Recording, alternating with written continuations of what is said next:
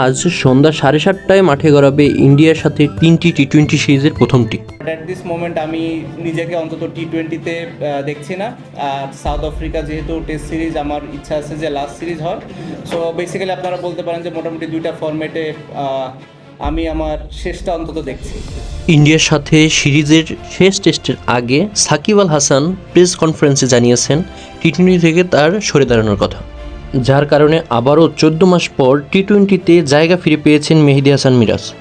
টি-20 সিরিজের 15 সদস্যের দলে রয়েছেন অভিজ্ঞ মাহমুদুল্লাহ রিয়াদ, নাজমুল হোসেন শান্ত, তাওহিদ হৃদয়, লিটন কুমার দাস, তানজিদ হাসান তামিম, জাকির আলী অনিক, শেখ মেহেদী, রিশাদ হোসেন, তাসকিন আহমেদ, মুস্তাফিজুর রহমান, শরীফুল ইসলাম, তানজিম হাসান সাকিব, মেহেদী হাসান মিরাজ, অনূর্ধ্ব 19 বিশ্বকাপ বিজয়ী রকিবুল হাসান। আরও ডাক পেয়েছেন পারভেজ হোসেন ইমন। এই 15 সদস্যের মধ্যে আপনার পছন্দের একাদশে কাদের দেখতে চান জানাতে পারেন কমেন্ট বক্সে।